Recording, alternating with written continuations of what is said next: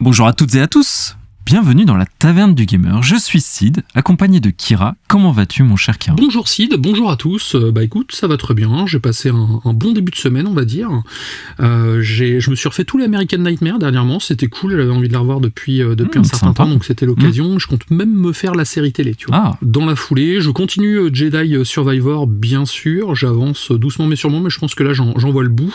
J'ai refait un petit peu de Helldiver aussi, ce jeu m'a vraiment happé, en tout cas je suis...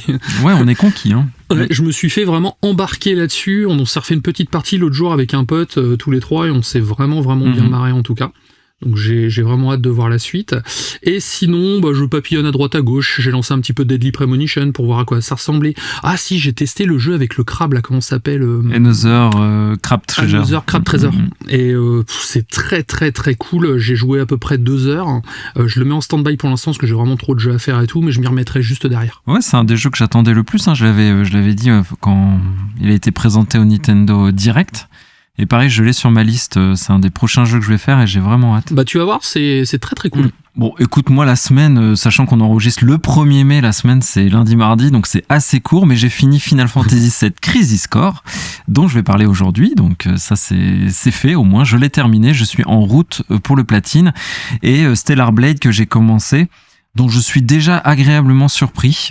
J'en parlerai d'ailleurs un petit peu après parce qu'on a une actualité sur Stellar Blade. D'ailleurs, tu peux nous donner le sommaire, Kira. Alors, on va parler un petit peu de PlayStation, de Stellar Blade, bien sûr. On va parler de Top Spin et de Starfield. Ça, c'est pour la partie news. Ensuite, tu l'as dit tout à l'heure, c'est le test de Final Fantasy VII Crisis Core que tu nous as concocté cette semaine. Et pour le sujet hors sujet, je vous parlerai d'une saga de BD que j'adore, qui s'appelle Requiem et dont le tome 12 vient de sortir. Tout à fait. BD qu'on a très cher à nos cœurs tous les deux.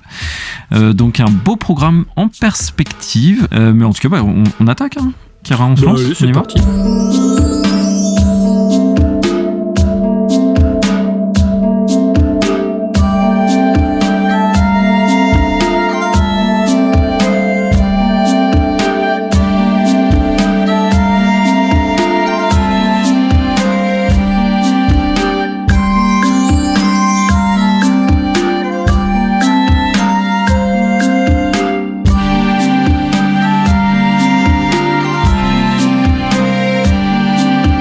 Donc on va parler de PlayStation et de l'accessibilité, ou en tout cas un brevet qui vise à toujours plus d'accessibilité, parce qu'on sait que finalement c'est un enjeu majeur aujourd'hui, autant pour l'image de l'entreprise, et on sait que nos gros constructeurs aiment surfer dessus, sur tout ce qui est accessibilité au plus grand nombre, mais aussi c'est un enjeu pour nous en tant que joueurs, nous tous, parce qu'on est...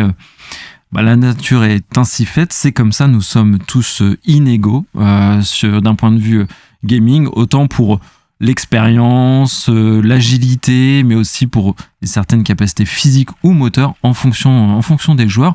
Donc c'est un sujet qui nous tient à cœur, qui me tient à cœur, c'est pour ça que je voulais vraiment en parler une nouvelle fois. Et je pense que c'est quelque chose qu'on peut mettre au crédit de l'industrie du jeu vidéo moderne, d'investir toujours plus dans l'accessibilité des joueurs. On pense aux fonctionnalités liées, qui pourraient répondre à des handicaps. Par exemple, maintenant, dans les jeux, souvent les grosses productions, on a des filtres pour les personnes daltoniennes, par exemple. Aussi, on a couvert plusieurs fois, quand il y avait des actualités là-dessus, les manettes, les contrôleurs qui sont adaptés à des personnes là en situation de handicap. On pense à la PlayStation Access, par exemple, la plus récente des deux. Microsoft aussi en a une, et l'accessibilité aussi en termes de difficulté de jeu. Donc de plus en plus des grosses productions proposent des modes histoire où les joueurs vont juste profiter du jeu, de ce que le jeu a raconté, ou aussi l'intégration d'aides de jeu, de guides à l'intérieur des jeux. Et c'est plutôt ce troisième volet d'accessibilité qui concerne aujourd'hui le brevet. Ce brevet, donc, il n'a pas vraiment de nom officiel encore, mais on va l'appeler l'autoplay. Donc il y a 2 aspects indispensables à cette fonctionnalité. La première, c'est l'intelligence artificielle, et la deuxième, c'est les serveurs de PlayStation, parce que En gros, je vais schématiser, je ne suis pas non plus un expert dans le domaine, l'autoplay serait l'intelligence artificielle qui prend le relais au joueur quand il en a besoin ou il en a envie, pour passer certains passages qui seraient retors. Et là, du coup, l'intelligence artificielle irait piocher dans toute l'expérience qu'ont les serveurs du jeu, en ayant vu plein de joueurs. Les parties enregistrées. Voilà, les parties enregistrées, exactement. Pour justement... avoir du skill, que l'intelligence artificielle ait assez de compétences pour prendre le relais aux joueurs. Et j'y vois deux intérêts assez majeurs. Donc le premier, je l'ai cité, c'est celui de l'accessibilité, que le plus grand nombre, et y compris les joueurs les moins agiles, n'est pas une frustration vraiment trop grande ou l'impossibilité de continuer un jeu parce qu'il bloque sur des passages soit de plateforme, soit de boss. Et aussi, on peut imaginer cette fonctionnalité pour des tâches de farming, par exemple, ou dans un RPG quelconque, l'IA pourrait farmer à notre place pendant qu'on est en train de faire une petite sieste dans le canapé. Ça, j'avoue que c'est une idée qui me séduit pas mal aussi. Donc, en tous les cas, moi, je trouve que l'accessibilité des jeux à tous, c'est quelque chose qui n'a pas de prix. Et si on doit bénéficier ou profiter de l'intelligence artificielle pour aider une certaine catégorie de joueurs, soit ceux qui ont des difficultés ou les plus fainéants d'entre nous, peu importe, je trouve ça très bien. Je trouve que c'est une belle initiative, en tout cas moi qui me donne envie. J'espère que cette idée va aboutir. Pour la partie accessibilité, pour les personnes qui ont peut-être du mal ou quoi, je suis d'accord, ça peut être un élément intéressant. Après, je suis en train de me dire, pour les gens un peu comme toi, qui sont complétistes, qui recherchent du trophée, des choses comme ça, est-ce que ça serait pas de cheater un petit peu la technique, en fait ?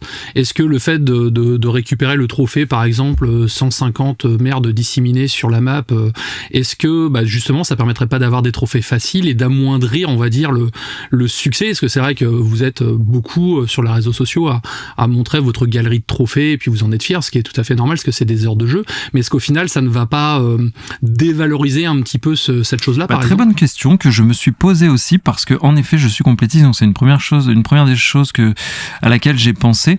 Déjà je me suis dit deux choses.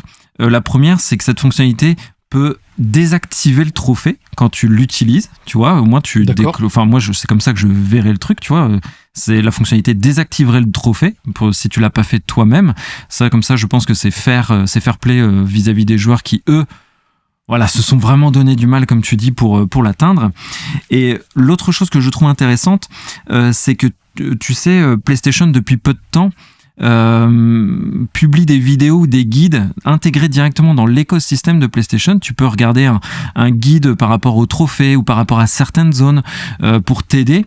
L'intérêt, c'est que tu quittes plus l'écosystème PlayStation, parce que finalement quand on bloque, le réflexe de beaucoup de monde, c'est d'aller sur son téléphone, de regarder une soluce ou autre, que là, en ayant une solution intégrée directement à l'interface, intégrée directement à l'écosystème, t'es plus en train de t'appuyer sur un autre support avec tout le risque de distraction que ça peut engendrer, et au moins tu restes bien dans ta partie, tu restes dans le truc et tu continues à avancer. Donc encore une fois, moi je n'y vois vraiment que des aspects positifs. Par contre, avec la réserve que tu as émis, où il faut pas que ça crée des déséquilibres et que si tu allais chercher ton platine, tu allais chercher de façon legit. Après, en l'état, ça reste aussi un déséquilibre, parce que s'ils font ça pour aider des personnes qui ont des soucis, par exemple, encore une fois, de motricité ou peut-être de compréhension, si on leur désactive les trophées, ça veut dire aussi qu'on vous aide, mais pas trop. Enfin, je sais pas, dans les deux sens, c'est un peu... Tu vois ce que je veux dire ? Ouais, je vois. C'est un peu leur donner quelque chose pour leur reprendre derrière, donc voir comment ils pourraient amener ça. Mais c'est vrai qu'en l'état, à voir, moi je suis pas des plus emballés que ça, je t'avoue. Mais après, encore une fois, moi je suis pas un complétiste, donc c'est autre chose encore. Après, le brevet n'est pas axé sur les trophées. C'est juste qu'on a orienté la conversation vers le complétisme et le trophée. Mais l'idée de base est plutôt sur des portions du jeu un petit peu tendues, tu vois, où ce sera d'accompagner le joueur qui est plus en difficulté. Là-dessus, pour moi, je trouve qu'il n'y a pas de... Pour les gens qui démarrent ou qui ont envie de faire une nouvelle saga, c'est vrai que ça peut être intéressant en soi. Est-ce que c'est peut-être pas mettre trop grand public aussi certains jeux ? C'est vrai que maintenant, de plus en plus de gens abandonnent sans même avancer dans les jeux, car ils estiment que c'est trop dur ou que au bout de 10 minutes, si ça leur convient pas, ils passent à autre chose. Donc, est-ce que c'est pas transformer le jeu en espèce de cinématique ? Ouais, je pense que ça répond exactement à ça. Est-ce qu'il faut mieux pas que le joueur finisse son jeu en ayant de l'aide plutôt qu'il l'abandonne au bout de 10 minutes ? je pense que le calcul est vite fait, si tu veux. Mais pour tout le monde, hein, pour le joueur et comme pour les développeurs. De mon côté, je vais pousser un petit coup de gueule. On va parler du dernier Top Spin qui est sorti. Oui. Donc, le dernier Top Spin, donc le 2K25, il a été annoncé que 2K Games se réserve le droit de couper l'accès au serveur de ce dernier Top Spin dès la fin d'année 2026. Cela signifie que les joueurs pourront profiter des fonctionnalités en ligne du jeu pendant environ 2 ans et demi après sa sortie. Cette décision a suscité une certaine controverse parmi la communauté, surtout sur Twitter, car elle implique que les joueurs devront potentiellement acheter un opus plus récent pour continuer à jouer en ligne, par exemple, mais au-delà de ça, au-delà de la fermeture des serveurs, ça affectera plusieurs modes de jeu, rendant une partie du contenu solo obsolète à partir de 2027. Car seuls les modes Exhibition et Top Spin Academy resteront jouables hors ligne, et il est à noter que le mode Ma Carrière, donc c'est le mode le plus intéressant pour moi de Top Spin, qui était initialement annoncé comme jouable hors ligne, a vu sa description mise à jour sur le site internet, limitant ainsi l'accès une fois les serveurs fermés. Donc cette pratique n'est pas nouvelle chez 2K Games, qui a déjà procédé de la même manière avec d'autres jeux de sport, comme la fermeture des serveurs de NBA 2K22 en décembre 2023, mais la communauté exprime son mécontentement face à cette stratégie qui semble forcer les joueurs à se tourner vers les versions les plus récentes des jeux. Moi de mon côté, je trouve ça complètement inadmissible. J'ai failli acheter Top Spin, c'est vrai que j'adorais la licence à l'époque où elle était sortie sur Xbox, et c'est vrai que ça m'a tout de suite rebuté, car encore une fois, moi le jeu en ligne sur un jeu comme ça, je m'en fiche.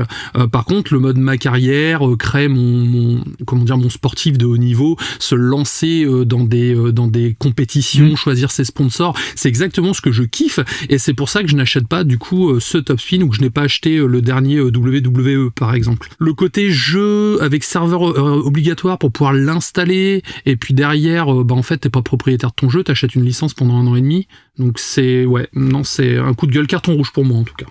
Oui, là, ils ont vraiment poussé à l'extrême. 1 an et demi, quoi. Le jeu consommable, franchement, c'est... j'ai pas les mots, c'est ahurissant de... Commercialement, je comprends même pas presque que ça soit légal. Après, on achète l'utilisation vraiment d'une licence plus qu'un jeu. Maintenant, ça, c'est quelque chose qui est tacté et on l'a tous à l'esprit. Mais ne plus pouvoir jouer à son jeu 1 an et demi après, ça tue le marché de l'occasion, ça tue le prêt. Si tu as envie de te relancer dans 2 ans plus tard à ton jeu, tu peux pas. C'est vraiment des pratiques commerciales extrêmement douteuses. Pareil, je suis comme toi, outré. Après, je comprends qu'un jeu de tennis, ça coûte cher, car à chaque fois qu'ils sortent un jeu de tennis, ils signent un contrat avec chaque joueur individuellement, ce qui peut monter la facture quand même de façon très très élevée. Mais il suffit que les joueurs changent tout simplement, le roster, on va dire, change, que certaines prennent leur retraite ou quoi que ce soit. Si dans 5 ans, t'as envie de te dire, tiens, je vais me refaire le 2K25 parce que j'avais tel champion de tennis, en gros, c'est mort en fait. Et c'est d'autant plus dommage que le jeu coûte 80 €. Et payer 80 € pour 1 an et demi, voire 2 ans grand max, je trouve ça beaucoup, surtout on est dans une période du gaming où on est abreuvé de jeux vidéo, où ils en sortent 4-5 en même temps, et on n'a pas le temps de passer farmer 5000 heures sur ce jeu, en fait. C'est ça, est-ce que l'investissement vaut réellement le coup, en fait ? C'est ça le truc. Ouais, franchement, et puis en plus on parle de 2K, c'est pas non plus une petite PME, quoi, donc l'argent, ils en ont, et puis quand bien même ils perdraient les licences, ils patchent leur jeu, je sais pas, ils font un truc et ton Roger Federer il s'appelle Roger Ferrero et c'est l'acteur porno du joueur de tennis. On jouait bien avec des Zinedine Zidou. Non mais à un moment il y a des solutions Roger qui existent quoi. Roger Ferrero, Raphaël Nadal, je sais pas, ils inventent des trucs quoi. Non, blague à part, franchement ils sont ouf. Et j'espère en tout cas. J'appelle jamais au boycott d'habitude, c'est vraiment pas mon genre, mais là, franchement, s'ils perdent des ventes à cause de ça, je dirais juste que c'est bien fait pour eux. Exactement, tout à fait. Donc voilà, moi je ne l'ai pas acheté du coup. Enchaînons sur Stellar Blade, donc le retour de la chronique drama du web avec Stellar Blade, un jeu qui fait beaucoup parler de lui. Ce sera une actualité toute légère, en toute légèreté, comme d'ailleurs la tenue de notre chère Eve, qui accapare l'attention de beaucoup de tweetos en ce moment. Donc juste, moi je suis sur le jeu depuis peu de temps et j'ai découvert un jeu vraiment avec un gameplay évolutif, intéressant.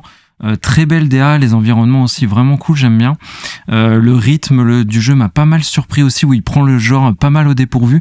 Donc c'est une bonne pioche, hein, j'en ferai une chronique tout bientôt quand j'aurai fini toute ma saga Final Fantasy là qui arrive. Mais le drama... Je veux bien que tu me le prêtes après. Ah oui, avec grand plaisir. Je pense que tu apprécieras. Le drama donc autour du jeu, si c'en est un, on verra finalement que c'est souvent un pétard mouillé comme on dit, mais dans la version vanilla du jeu, donc la version disque, sans patch, voilà, sans patch, sans mise à jour, certaines tenues étaient plus déshabillées que celles post-patch, un patch qui est arrivé, le patch quasiment Day One, qui corrigeait stabilité du jeu, qui corrigeait aussi des effets de gore et du coup certaines tenues qui ont été un petit peu réajustées. Mais je rassure l'ensemble, s'il y en a qui sont encore inquiets, rassurez-vous, les tenues sont encore très très dévêtues si c'est vraiment ça. Si c'est pour ça que vous avez acheté le jeu, il est déjà riche en fanservice, peut-être même déjà un petit peu trop. D'ailleurs, tu nous as glissé une petite anecdote, enfin du moins tu as glissé une petite astuce pour les gens, ils peuvent réduire la queue de cheval de Eve. Oui. C'est ce que tu as annoncé sur Twitter, donc ça peut servir, je pense, je ne sais pas pourquoi, mais en tout cas c'est une astuce qu'il faut communiquer à tout le monde. Tout à fait, on peut réduire la queue de cheval, on peut faire pas mal de choses. J'avais donné aussi l'astuce du ramassage du butin automatique, parce que c'est toujours galère d'avoir plein de butins. Ça par contre c'est très cool. Moi c'est ce qui m'a saoulé sur Last of Us à l'époque. Et donc, certains joueurs un petit peu offusqués ont carrément lancé une pétition pour libérer Stellar Blade, libérer Eve, qui a à date, j'ai regardé en écrivant ma chronique, il y a 65 000 signatures. Certains ont supprimé leur abonnement, revendu le jeu, brûlé leur console, ont divorcé, enfin bref, ils sont allés un petit peu loin, donc... Bon, je tourne ça évidemment sous le ton de la plaisanterie, parce qu'il y a pas mort d'homme dans les faits, mais ça a poussé quand même Shift Up à communiquer sur le sujet.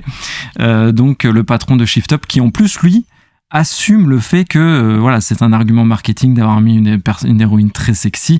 Enfin, il est au contraire à contre-courant de tout ce qui se fait aujourd'hui, et il dit simplement: nous comprenons le problème, cependant les costumes que nous voulions vous montrer sont ceux de la version 1.0.2 du jeu. Je tiens à dire que c'est notre produit final. Je sais que cette réponse ne convainc pas certains joueurs. Il y a actuellement des discussions en interne à propos de ce sujet. Donc, enfin, prise de position qui donne deux choses. Ils en discutent quand même entre eux, mais bon, ça finalement, je sais pas ce qui peut en découler. Mais en tout cas, c'est une volonté de leur part. Donc, les théories du complot les plus acerbes ont pointé du doigt PlayStation, alors que PlayStation eux-mêmes avaient diffusé les trailers sans aucun filtre. Sans aucun souci, oui. Donc c'est une décision de Shift Up pour que le jeu puisse sortir à l'international visiblement dans n'importe quel pays et pas être blacklisté dans certains pays. Donc voilà, mini actualité encore une fois, mais c'était surtout l'occasion pour moi pour vous encourager à jouer à ce jeu qui est vraiment très sympathique. Les deux polémiques, en fait, je trouve ça ridicule, entre ceux qui râlent que Eve est trop sexualisée et trop belle pour être dans un jeu vidéo, et d'un côté ceux qui vont à l'extrême, c'est genre non, c'est plus assez, donc du coup on veut revendre notre jeu et on fait une pétition. Enfin, les deux c'est à l'extrême, et je trouve, comme d'habitude, les extrêmes c'est pas bon, et donc pour moi c'est pas quelque chose, en tout cas je le prends pas au sérieux de toute manière. Je pars du principe que c'est des créatifs, ils sont libres de faire ce qu'ils veulent, s'ils veulent la dévêtir, ils la dévêtissent, s'ils veulent la revêtir, ils la revêtissent, enfin c'est comme ça. Et après aussi il faut penser que c'est dans la culture coréenne, eux ils ont pas la même notion de la sexualisation que nous occidentaux, ou même que les japonais en fait.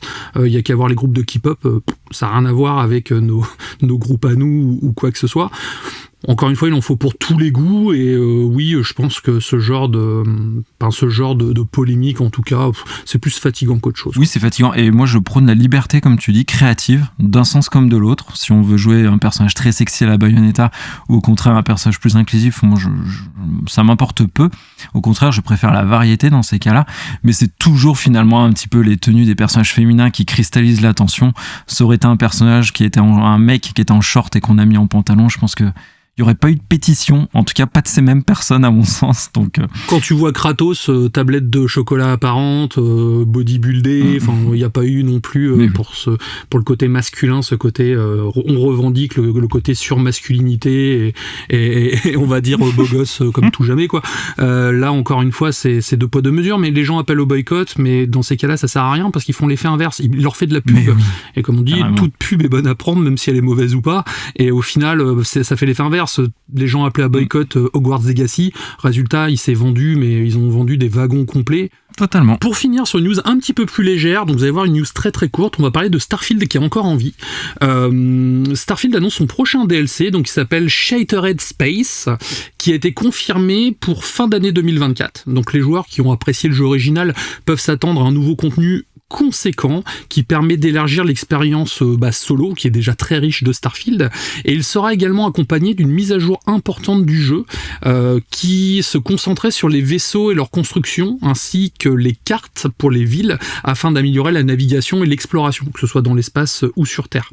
Cette mise à jour devrait être présentée au début du mois de mai et sera disponible en version bêta sur Steam. Donc ça c'est la première chose, c'est que les joueurs PC non seulement ils font les mods mais en plus ils sont bêta testeurs. Et derrière, là où ça peut être intéressant, c'est que les personnes qui profitent de Starfield via le Game Pass devront payer cette extension. Par contre, les joueurs qui ont acheté l'édition Deluxe l'auront a priori intégré directement dans leur jeu. Okay. Voilà, ce qui est plutôt cool, parce que c'est vrai que j'ai été voir sur plusieurs sites internet et à chaque fois c'est un peu ambigu, mais ils annoncent que les gens qui passent à l'édition Premium en rajoutant 34 € auront l'extension, et pour les gens qui l'ont déjà, donc normalement c'est bon. Donc voilà, ça a l'air d'être un bon mood en tout cas. Bon, c'est vrai que Starfield a beaucoup été décrié, moi je l'ai beaucoup apprécié, même s'il y a eu de gros défauts, je le conçois, pour moi c'était un excellent jeu. À voir avec les mises à jour ce que ça a donné. J'hésitais à le relancer la dernière fois, mais je me suis relancé sur Fallout du coup. Et c'est vrai que avec un peu de chance, certaines choses qui étaient reloues sur le premier run seront corrigées en tout cas sur un second run. Ouais, c'est à espérer en tout cas. Moi, je suis content de voir du contenu débarquer pour Starfield, même si le jeu ne m'intéresse pas, mais au moins ça fait que ça continue de faire vivre ce jeu et qu'il y a une communauté, qui a des fans. Jeu décrié, c'est vrai. Pour beaucoup, Bethesda n'est que l'ombre de lui-même sur ce jeu, mais en tout cas, c'est bien que du contenu débarque. Et si c'est inclus comme dans la version premium, comme tu le dis, ça c'est plutôt un bel avantage pour ceux qui ont mis la main à la poche, quoi. Exactement. Comme ça, moi j'ai payé mon collector. J'aurai au moins l'extension. Mais c'était pas annoncé en plus au départ, donc s'ils font ça reste quand même un bon mood, je trouve. Vraiment. Et bien ainsi se conclut notre partie actualité. On va passer sur le test de Final Fantasy VII Crisis Core Réunion. Donc c'est bien la version Réunion. Donc jeu sorti à l'époque sur PSP pour fêter les 10 ans de Final Fantasy VII. Donc ça nous rajeunit pas. Ce jeu est sorti en 2008. On a regardé juste avant l'enregistrement, j'avais un doute. Donc 2008. Il revient ici en version remasterisée, remakée plutôt même, sous le nom, donc je l'ai dit, Crisis Core Réunion. Considéré par beaucoup comme le meilleur spin-off de la saga Final Fantasy VII. Est-ce que tu peux nous expliquer ce qu'est un spin-off, Kieran ? Alors un spin-off, c'est souvent une histoire annexe qui vient enrichir le lore, qui se passe dans le même univers et qui peut suivre un autre protagoniste et raconter une autre histoire qui permet justement de développer la diégèse de ce dit univers en fait. Donc ça se fait beaucoup dans les séries télé, on va avoir une série principale et un spin-off qui va raconter autre chose. Par exemple, on a Stargate SG1, on va avoir Stargate Atlantis qui est le spin-off de Stargate SG1. Tout à fait, merci pour cette explication. Et ce Final Fantasy VII Crisis Core Réunion est le spin-off du Final Fantasy VII original, même si ce jeu Réunion est sorti sur PS5, donc c'est un jeu récent, mais c'est le spin-off de l'ancien Final Fantasy VII, donc celui qui a plus de 20 ans. Donc il a été imaginé par le grand Nomura, et c'est Tabata qui est à la direction, personne à qui l'on doit d'ailleurs Before Crisis Final Fantasy VII, qui était un jeu mobile sorti que au Japon, et Crisis Core devait être l'adaptation console de ce jeu mobile avant qu'il soit un titre à part entière un peu plus ambitieux. Donc petit disclaimer avant de lancer la musique et la chronique. Moi perso, j'aime pas trop les spin-offs. Je sais que toi t'aimes bien quand on étend un peu les univers. Moi j'aime pas trop. J'aime bien quand c'est resserré sur une offre. Donc je suis pas trop spin-off. Et en plus, deuxième disclaimer, j'ai pas joué au jeu de l'époque.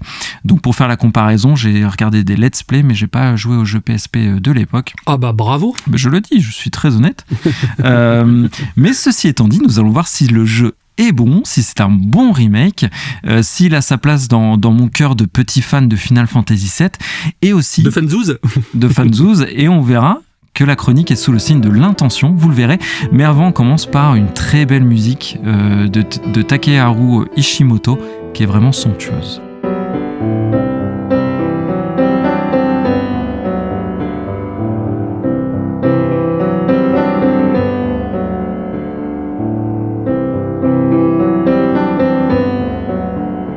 Donc, l'histoire. On commence toujours par l'histoire, on aime bien. Donc, c'est un préquel au Final Fantasy VII original, comme je l'ai dit, qui se passe 5 ans avant les événements que l'on connaît si bien ou pas. D'ailleurs, vous êtes peut-être nombreux, dont toi Kira, à pas trop connaître Final Fantasy VII. C'est pour ça que j'essaierai de développer un maximum les éléments ou les comparaisons avec le jeu original. On va suivre ici un personnage qui s'appelle Zack Fair, qui est un soldat, mais soldat écrit en majuscule parce que c'est le nom d'une organisation.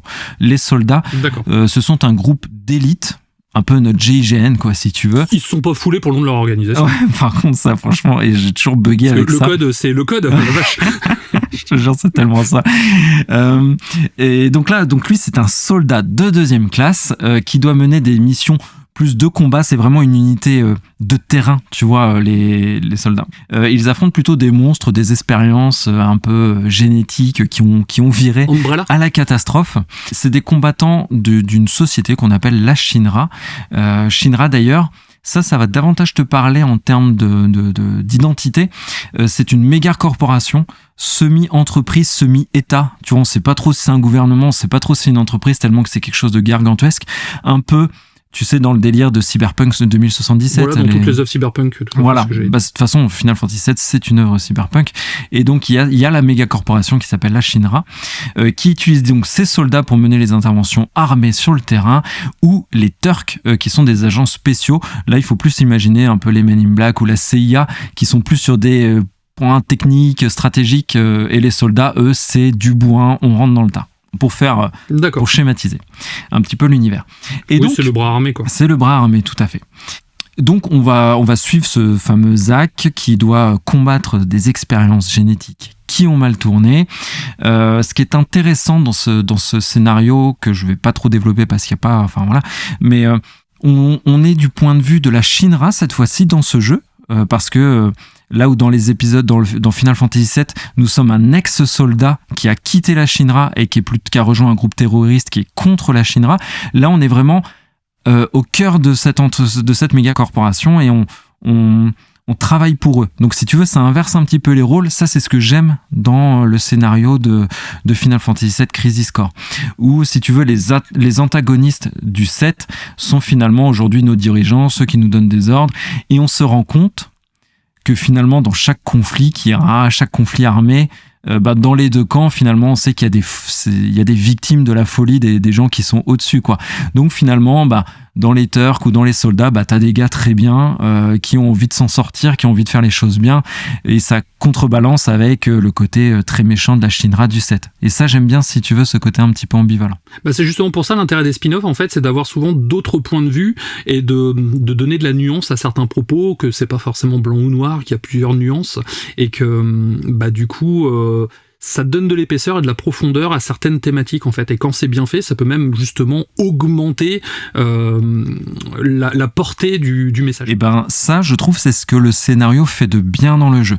Et c'est ce que je retiens. L'autre chose que j'ai bien aimé Zack, malgré qu'au début, je l'ai détesté vraiment, parce que c'est vraiment un gamin un peu foufou, un peu insupportable au début, et avec le temps, il gagne en maturité, il garde son côté très... Un peu comme Ezio dans Assassin's Creed 2. Je connais pas trop, j'avoue, Assassin's Creed 2, mais en tout cas, il garde son côté très optimiste tout en gagnant en maturité, donc ça, c'était cool. Aussi, j'ai bien aimé la scène de fin du jeu, que évidemment je vais pas spoiler, bien que ceux qui connaissent Final Fantasy VII savent ce qui se passe, mais en tout cas il y a un lien un peu paternaliste qui se développe entre Zack et Cloud, Cloud que l'on voit d'ailleurs dans ce Cloud qui est le protecteur de FF7, et donc là Zack est le protecteur de Cloud, donc qui apparaît une petite mise en abîme qui est sympa avec ça, et on retrouve un personnage que j'aime beaucoup qui est Aeris, qui est l'héroïne de Final Fantasy VII, donc ça fait plaisir de la voir, on développe un petit peu de lore entre Zack et elle.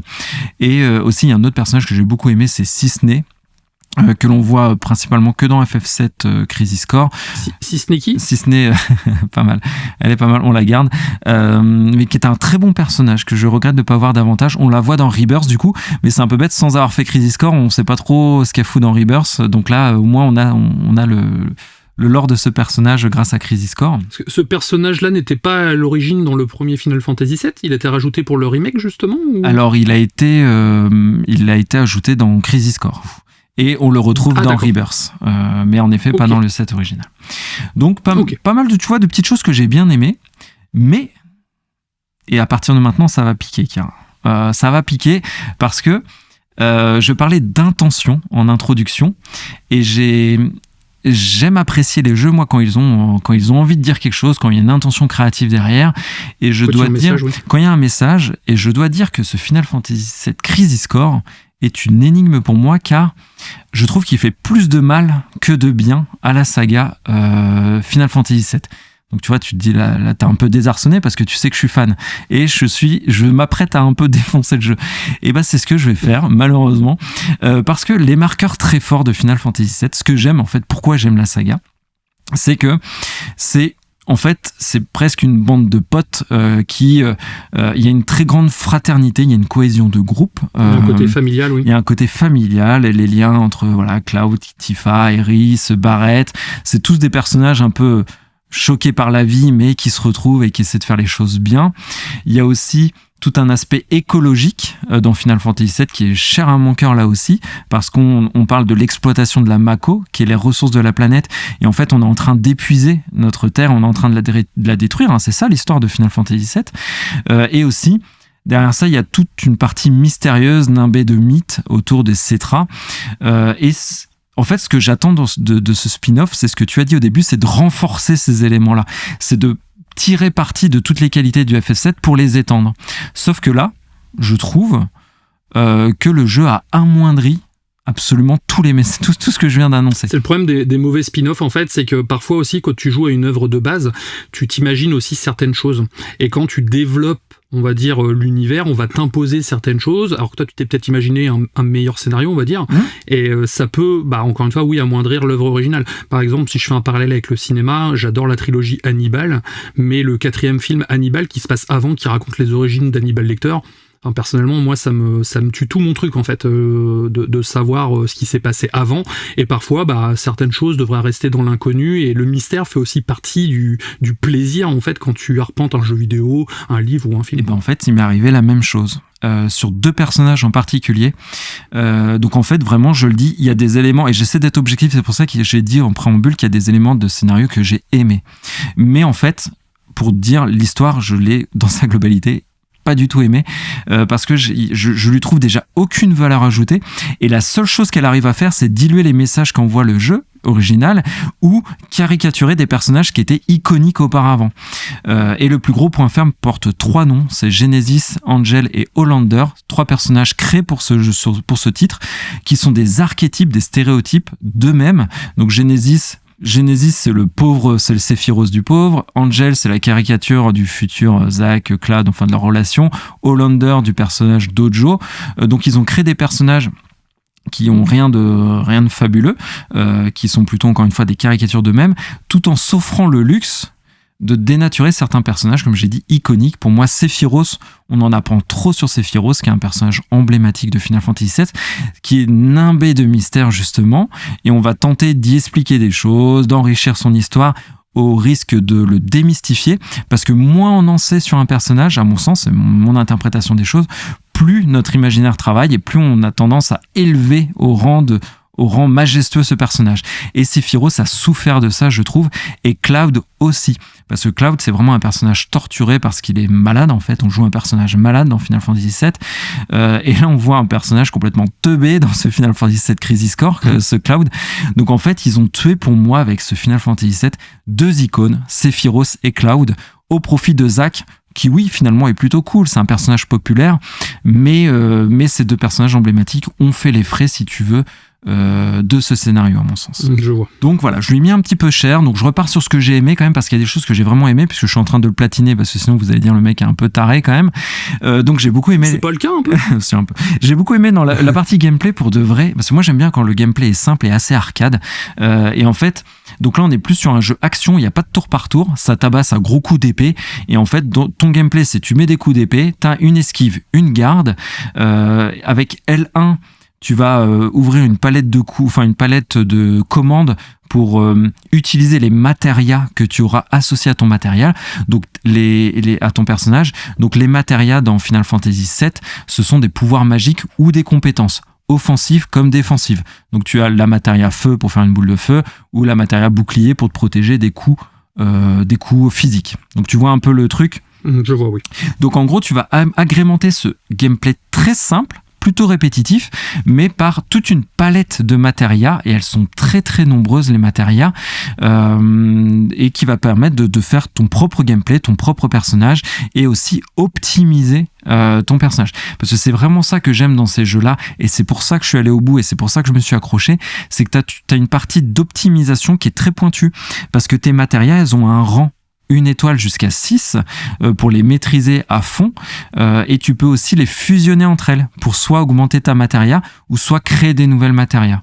D'accord. Donc tu vois, ce système-là tu pars de quelque chose d'excessivement simple, un jeu très typé arcade, dans lequel tu vas t'optimiser ton personnage, tu vas faire en sorte d'avoir le personnage le plus pointu possible en fonction des différentes situations.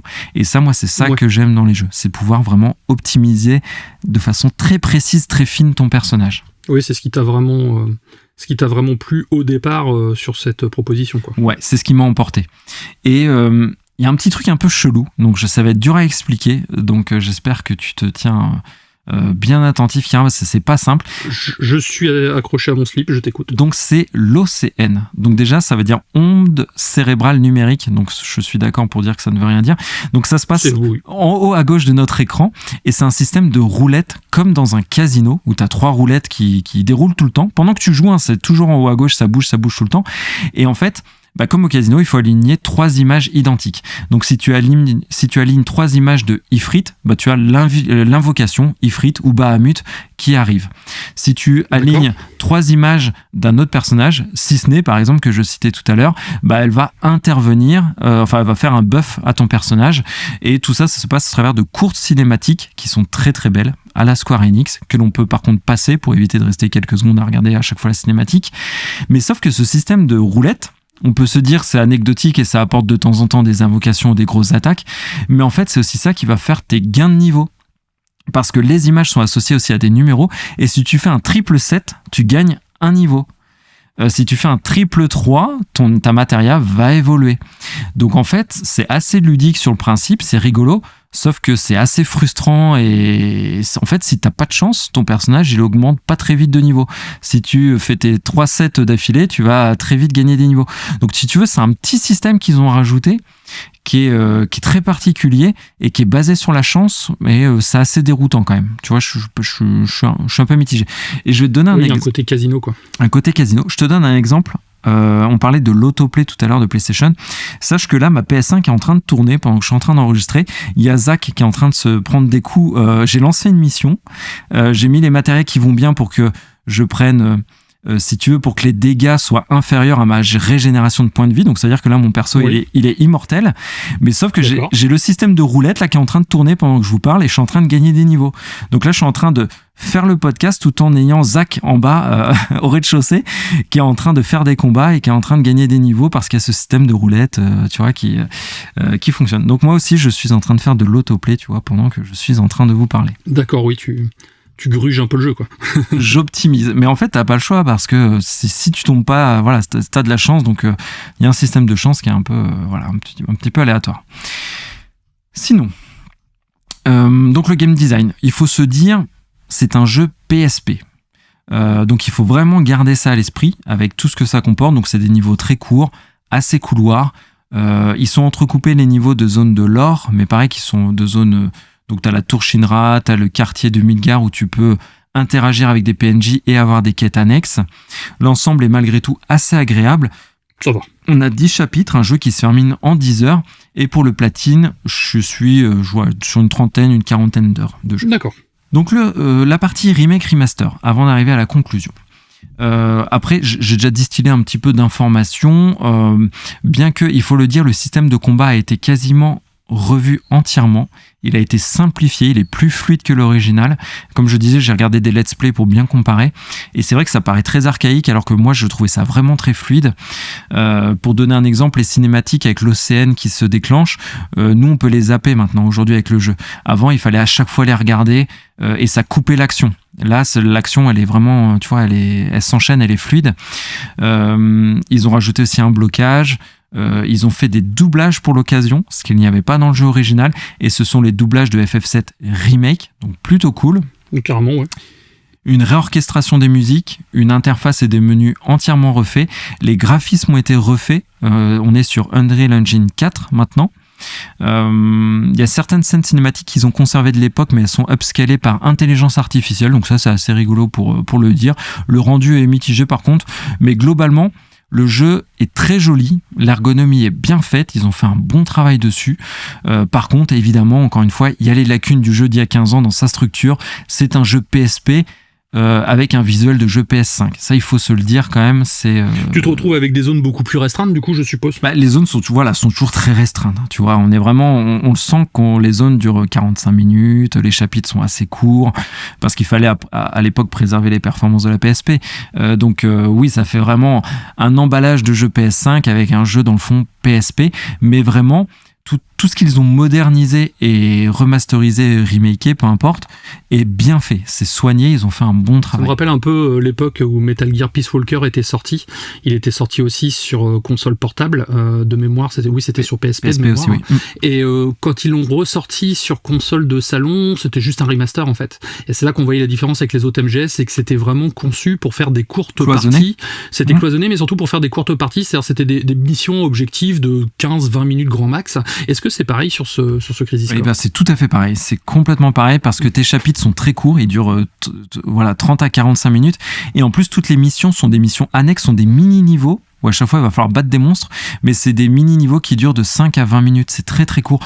Comme tu l'as dit, prévu pour faire des... Voilà, t'es dans le bus, tu sors ta PSP de ton sac. Les trajets. Voilà. Aussi, petit aparté, le jeu s'appelle Crisis Core Réunion. Ils ont rajouté les réunions pour essayer de tenter une affiliation avec Rebirth et Remake, affiliation qu'il n'y a pas, ce qui crée quelques incohérences avec ce que propose aujourd'hui la nouvelle version d'FF7, donc c'est très bizarre. Donc là, encore une fois, un petit loupé en termes de scénario et de cohérence avec ce qu'on est en train de développer aujourd'hui. Donc le 100%, moi je suis en train de faire le 100% et j'y prends du plaisir. Comme j'ai dit, il y a 300 missions, c'est un peu long et rébarbatif à faire parfois, mais le jeu est assez difficile, donc il faut bien optimiser ses matériels, c'est assez cool. Il y a aussi un combat d'un boss, un true last boss, un vrai boss Minerve, qui est pas le boss de fin, qui est un boss encore plus dur, qui est dantesque, qui est vraiment cool. Donc si vous voulez aller chercher le 100%, il faut se dire que c'est un peu laborieux, mais si on aime le challenge et tout, c'est plutôt sympa, c'est ça qui me fait tenir. Donc en conclusion, j'ai pas particulièrement apprécié ce jeu, je l'avoue. Et pourtant, il a su avec son gameplay, l'optimisation de ses matérias et son niveau de difficulté à me tenir et me faire prendre un peu de plaisir, car franchement, on en est là, hein. On en est à me faire tenir. Donc, comme je l'ai dit, je comprends pas l'intention derrière ce jeu, ni dans la saga, ni même dans la place qu'il occupe, ni dans son intérêt artistique. Il a eu l'effet sur moi de démystifier de nombreux personnages que j'adore, donc je l'ai dit, Sephiroth, Cloud, même Yuffie, ils ont réussi pour dire. Et enfin, ils ont rajouté des personnages exclusifs, mais qui sont que la caricature d'eux-mêmes. Donc voilà, Genesis, pour ne citer que lui. Et je vais finalement dire un peu ce que tu as dit aussi, à trop vouloir expliquer, donner du sens à tout, on finit par démystifier, et c'est ce qu'ils ont fait, je trouve, avec Final Fantasy VII. Ils ont cherché une raison d'exister, un prétexte à ce jeu que j'avais l'impression qu'ils avaient envie de faire, et non à faire exister le jeu pour ce qu'il a à raconter. Et ça a jamais rien de bon à mon sens. Donc si tu veux, c'est difficile pour moi de pas imaginer une intention vraiment de l'époque purement mercantile à faire ce jeu pour essayer de faire revivre un peu de hype autour du chef-d'œuvre qui est Final Fantasy VII. Donc ma déception est sans doute palpable, mais je le dis quand même, c'est un remake de qualité. Toute la partie cosmétique, c'est respectueux du jeu, ils ont bien affiné, peaufiné les choses, mais bon, ça confirme en fait ce que je dis toujours, je suis pas fan des spin-offs, donc ce jeu me donne encore moins fan des spin-offs. Pour moi, les spin-offs, c'est toujours l'occasion, si tu veux, de graviter autour d'une œuvre pour s'accaparer un peu de lumière, un peu de sa lumière. Donc pour moi, Final Fantasy VII Crisis Core restera dans l'ombre de son aîné, s'offrant même le luxe d'avoir écorché un petit peu l'univers d'FF7. Du coup, est-ce que tu as cet avis-là parce que tu as fait le Rebirth juste avant, ou est-ce qu'au contraire tu aurais dû le faire après? J'ai cet avis-là parce que j'aime l'original, donc je pense que Remake et Rebirth ne rentrent pas vraiment dans l'équation. C'est vraiment vis-à-vis de l'original, je trouve que le jeu dénote et lui fait perdre un petit peu ce côté mystique. Moi, j'ai fait que FF7 au début. Et j'étais plein de questions, tu vois, c'était riche, je me faisais mes théories et tout. Et là, je trouve que le jeu essaie d'expliquer des choses, mais pas de la bonne des façons. Ainsi se conclut ma chronique sur Final Fantasy VII Crisis Core. Donc navré pour les fans de ce jeu. J'espère ne pas vous avoir fait trop de mal à votre petit cœur. Mais on va passer sur une chronique de cœur, justement. De cœur à tous les deux. Une saga de bande dessinée que l'on adore. Requiem.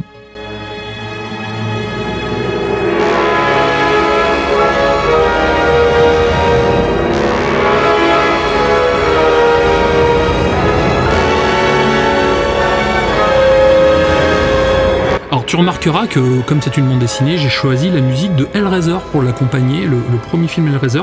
Je trouve que ça colle bien à l'univers. Ça colle bien, ouais, carrément. Je trouve que ça colle bien aussi. Bien torturé comme il faut, non, c'est pas mal. Requiem Chevalier Vampire est une série et le fruit de la collaboration entre le scénariste anglais Pat Millis et l'artiste français Olivier Ledroit. Ensemble, ils ont créé un univers sombre et fascinant qui a su séduire un large public, dépoussiérant le mythe du vampire. Et il en avait besoin. C'est une série actuellement en 12 tomes, donc il y a un 13e tome qui est prévu par la suite. Elle a débuté en 2000 et le tome 12 a été publié en France le 2 mai 2024, soit demain où on enregistre. Après 12 ans d'attente, quand même, pour avoir ce fameux tome, les fans de cette série gothique culte ont enfin pu découvrir cette nouvelle aventure. C'est une série de cœur, tu le disais tout à l'heure. Moi, je l'ai découvert via une vidéo YouTube de Alt 236 que je vous recommande fortement car c'est vraiment passionnant et comme beaucoup avec ces vidéos, je suis allé sur Amazon juste après pour me commander les premiers tomes. Et moi, je peux dire où je l'ai découvert, la saga, ou pas ? Bah, bien sûr. Et bah, c'était à la médiathèque de Cherbourg, il y a au moins, je sais pas, 20 ans, je pense. Donc ça rajeunit pas. Ouais, mais ouais, belle série de cœur. L'histoire suit les aventures d'Heinrich Hausburg, un soldat nazi qui, après sa mort sur le front russe, se réveille sur une étrange planète appelée Résurrection. Là, il est confronté à un monde peuplé de créatures surnaturelles où le type de créature que l'on devient dépend de nos actes passés sur Terre. Heinrich, maintenant connu sous le nom de Requiem, est transformé en vampire et doit naviguer dans ce nouvel environnement hostile. L'un des points forts de Requiem Chevalier Vampire est sans doute son style graphique. Les illustrations d'Olivier Ledroit sont riches en détails et en couleurs vives, créant une atmosphère viscérale qui renforce l'impact et le côté malaisant de l'histoire. Les dessins sont surchargés de détails avec une coloration brutale qui envahit les cases, c'est d'une beauté macabre. Les décors sont épiques au point d'être jouissifs, c'est un véritable festin pour les yeux et chaque page offre quelque chose de nouveau à découvrir. Et c'est vrai que quand on regarde Requiem pour la première fois, on voit les vampires d'une certaine manière, et là on arrive dans un design qui est quand même beaucoup plus brut en fait, ce qui peut créer un certain choc. Mais ça colle tellement bien avec cet univers qu'au bout de 2-3 pages, non seulement on s'y fait, mais en plus on apprécie, et au final je ne verrai pas cette œuvre avec un autre design. Je pense que c'est même le genre d'œuvre qui me paraît inadaptable en série télé ou au cinéma, tant le design est vraiment fait partie intégrante du médium de la bande dessinée et du coup de l'histoire qu'on nous raconte. Ouais, t'as carrément raison, parce qu'on est sur des décors très opulents, des scènes très riches où il y a beaucoup de détails. Enfin, moi, mon plaisir coupable, je l'avoue, donc j'ai lu tous les Requiem comme toi, mais très souvent, je prends les BD et je les feuillete. Mais tu vois, rien que pour le plaisir, comme je referais pour un artbook, tu vois, rien que pour le plaisir des dessins, chaque page, tu vois, c'est vraiment une œuvre d'art et tout. Il a un style, Olivier Ledroit, que j'adore depuis les Chroniques de la Lune Noire d'ailleurs, où il y a le même style d'Heroic Fantasy, très coloré, très joli, très dark. Là, Requiem, c'est au paroxysme. Tu vois, on a eu le tome 12 il y a quelques jours, je l'ai lu hier, et du coup, je l'ai refeuilleté aujourd'hui juste pour le plaisir de regarder les dessins qu'on me proposait. C'est un peu l'effet Berserk pour le manga, où chaque page, on va dire, fourmille de détails, et c'est parfois en le relisant, en le regardant, en disant « Ah tiens, j'avais pas vu cette petite chose là dans l'angle, ah j'avais pas vu ça, peut-être que ça raconte ça en filigrane ». Et au final, on a envie de rusher l'histoire pour savoir ce qui se passe, mais on a envie de prendre notre temps pour savourer ce qui se passe en fait. Donc la bande dessinée nous met vraiment face à un paradoxe. C'est le plus beau compliment qu'on peut faire, à mon sens. Donc Requiem se passe sur le monde de résurrection. Donc les vampires ne vivent pas sur Terre, mais sur une planète étrange, à la fois où les lois de la physique et de la nature sont bouleversées et inversées par rapport à la Terre. Cela crée un cadre unique pour l'exploration de la condition vampirique. Par exemple, sur Requiem, on va avoir... c'est comme la Terre, on va dire, sauf que toute la partie terrienne prennent la place des océans, en fait, et les océans se trouvent sur la place, à la place des continents. Donc on est vraiment sur un univers totalement inversé. Et contrairement aux vampires traditionnels, qui sont souvent liés à la Terre, les personnages de Requiem sont réincarnés sur Résurrection, où ils continuent donc leur existence sous une forme différente, souvent en tant que vampires ou d'autres créatures. On va également avoir des loups-garous, par exemple, et à chaque fois, en fonction du mal qu'ils ont fait sur Terre, mais surtout du mal qu'ils ont fait, s'ils l'ont fait volontairement ou non, ça ne sera pas la même créature arrivée sur Résurrection. Et c'est ça qui est cool. On va par exemple avoir Torquemada, qui avait qui torturait au nom de Jésus, et puis qui a déclenché des croisades. Et ben lui, sur Résurrection, c'est un loup-garou, en fait. Pourquoi ? Parce qu'il se cachait derrière la foi pour pouvoir justement être un monstre. Ouais, c'est de la métaphore, comme on l'a cité pour une autre BD qu'on adore tous les deux, Les Royaumes sans nom, où l'animal qu'incarne le personnage traduit de façon métaphorique le caractère du personnage. Là, la monstruosité qu'il est dans le monde de la BD de Requiem représente la monstruosité qu'il était sur la Terre, quoi. C'est ça. Et du coup, il s'imprègne du lore déjà existant pour que ce soit très facilement compréhensible pour cohérent. Nous. Et voilà, donc c'est vrai qu'une personne qui se cache derrière un masque de gentil, qui se transforme en loup-garou, comme le loup-garou qui est humain mais qui se transforme en monstre passer la nuit, en fait, ça colle parfaitement à ce qu'on se fait comme image et surtout au code de ces dites créatures. Requiem devient donc un membre de la caste dirigeante des puissants chevaliers vampires, ceux qui lui confèrent un statut et des responsabilités spécifiques au sein de la société de résurrection. C'est un peu les forces spéciales de résurrection, en fait. Là où c'est intéressant également, c'est que comme tout est inversé sur Requiem, le vieillissement également, en fait. Il n'y a pas de vieillissement. Sur Résurrection, les individus rajeunissent au lieu de vieillir, ce qui est à la fois fascinant, c'est une torsion fascinante, on va dire, sur l'immortalité, et souvent c'est associé aux vampires. Et là, on va se retrouver dans des cas où on va avoir un espèce de gros bébé un peu dégueulasse, avec une attitude de vieux sadique. C'est quand même un choc la première fois, et ce qui crée un espèce de malaise, en fait, tout au long de la lecture. Carrément. L'histoire est plongée dans un conflit entre des dieux étranges, ce qui ajoute une dimension épique et surnaturelle à l'histoire. Ça dépasse les luttes internes qui sont déjà très prolifiques sur Résurrection. Il y avait un petit côté Game of Thrones, mais là on va se retrouver encore plus avec un côté mystique par-dessus, comme certaines œuvres de Lovecraft. En tout cas, moi j'ai vu une certaine inspiration quand on voit les fameux dieux qui arpentent cet univers. C'est un univers de salopards qui prend le parti de nous faire suivre quand même un monstre. On a quand même un ancien nazi comme personnage principal, et chaque personnage que nous rencontrons sont encore pires. Il n'y a pas de bien sur Résurrection, en fait. Nous prenons le parti du moindre mal. Et cette saga nous fait nous questionner sur nos propres limites. Qu'est-ce qu'on est prêt à accepter, en fait, dans l'histoire qu'on est en train de lire? Et c'est là le tour de force de cet univers. Derrière ça, je vais vous présenter donc Dracula, qui est le roi des vampires. Ça, tout le monde connaît Dracula. Pourquoi c'est le roi des vampires et surtout le roi sur Requiem? Parce que c'est le seul à avoir été tellement mauvais de son vivant qu'il est devenu un vampire sur Terre. Il est décrit comme étant d'une cruauté infâme et possédant une force incroyable.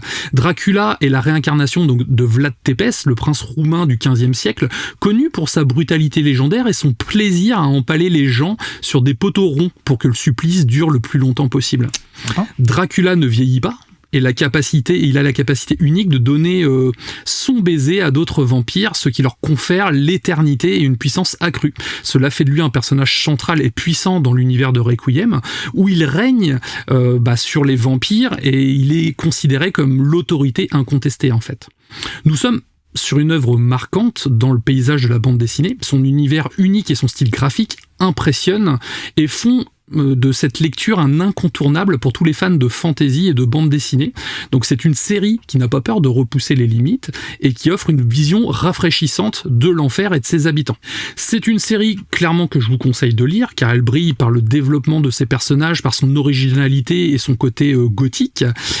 Ça laissera personne indifférent, c'est vraiment on aime ou on n'aime pas, et en tout cas je pense que cette série peut plaire même aux lecteurs actuels, même si sa série du coup a plus de 20 ans à l'heure actuelle. Donc le tome 12 de Requiem, qui s'intitule La chute de Dracula. Ce tome est une pièce maîtresse de cette saga et représente un tournant crucial dans l'histoire épique de notre chevalier vampire. Ce tome s'ouvre sur un événement de grande envergure. Dracula, le roi des vampires, organise un grand banquet pour célébrer sa victoire. C'est un moment de faste décadence, mais aussi une opportunité pour Requiem de mettre fin au règne de terreur de Dracula. Ce banquet est également le théâtre d'une tentative de coup d'État de Deucalion et de Séraphin, les anges de l'antimatière, qui cherchent eux aussi à renverser le maître des vampires. Requiem, après avoir réussi l'un de ses objectifs majeurs, se voit remettre le marteau de Turin des mains de Black Sabbath. Cet artefact est la clé de sa quête de vengeance et de justice.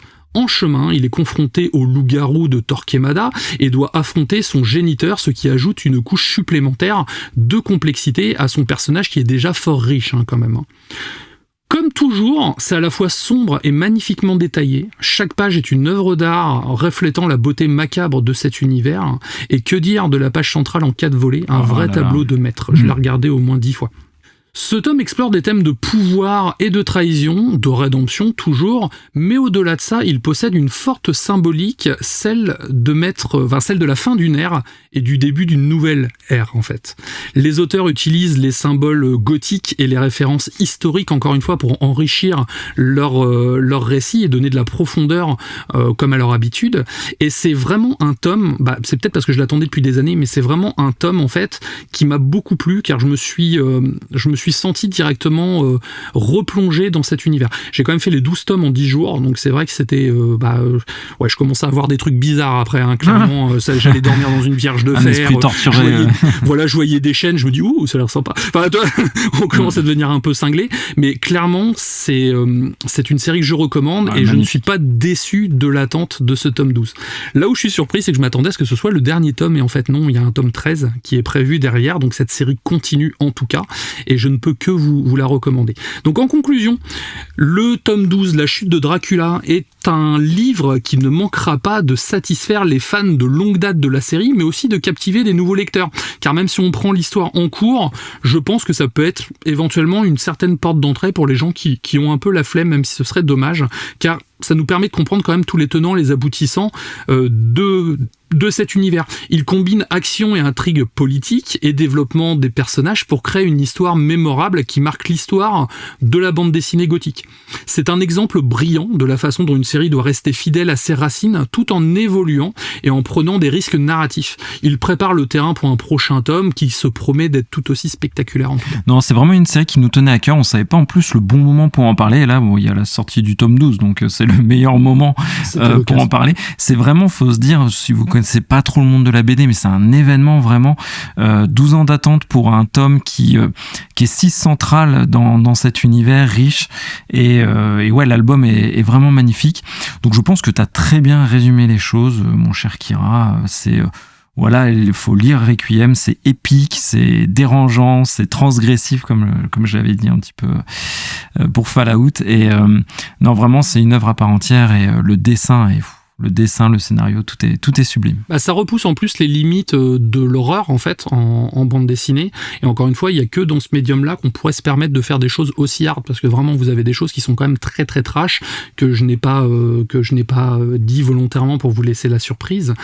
Mais vous allez voir que c'est quelque chose vraiment, on n'en sort pas indemne en tout cas. C'est disponible chez Glénat. De mémoire, ça vaut une vingtaine d'euros, c'est ça le tome, ou une quinzaine d'euros, oui, je sais plus. 15, ouais, 16 euros. Oui, 16 euros le tome. Et clairement, ça les vaut. Merci beaucoup, mon cher Kira. On peut passer au comptoir des auditeurs. Donc, encore une fois, on a enregistré cette semaine exceptionnellement au milieu de semaine, donc on a noté qu'une personne. Donc, il a un big up à lui tout seul. Franchement, bravo, il a de la chance. il a une salle privative. Voilà, il n'y a rien qu'à lui. Il s'appelle donc FX Nicool. Donc, son Son message est assez touchant. Kira, il nous a découvert il y a 1 mois et demi et il nous écoute tous les matins à 6h du mat parce qu'il est en train de rattraper nos anciens épisodes, donc 4 fois la semaine quand il va à la salle de sport. Donc il commence sa journée avec nous et il est très content qu'on l'accompagne. Donc voilà, franchement, quand on lit ça touche quoi. Donc un grand merci à lui et à vous tous qui êtes toujours très très nombreux. C'est même presque intimidant maintenant de parler devant autant de monde. Mais voilà, on prend toujours autant de plaisir. Et Kira, je te laisse le mot de la fin pour cette émission. Écoutez, pour la semaine prochaine, je ne sais pas encore ce que je vais faire parce que j'ai toujours pas fini mes jeux. Donc c'est vrai que ça commence à être long, mais là du coup, je vais avoir un peu plus de temps vu qu'on enregistre en milieu de semaine. En tout cas, c'est un plaisir toujours d'animer cette émission avec toi. C'est un plaisir d'avoir vos retours de plus en plus et surtout on a des nouveaux auditeurs. C'est vrai que sur Twitter, je suis contacté de temps en temps par des personnes qui me disent « Ah, je viens de vous découvrir, c'est trop cool ce que vous faites, faut continuer et tout. » Donc voilà, oui, comme tu dis, ça fiche le tournis par moment parce que des compliments comme ça, c'est vrai que ça reste très gratifiant. Moi, je vous souhaite une excellente semaine. Jouez à des jeux vidéo, allez voir des films, lisez des bandes dessinées, surtout Requiem. Et puis, ciao. Ciao.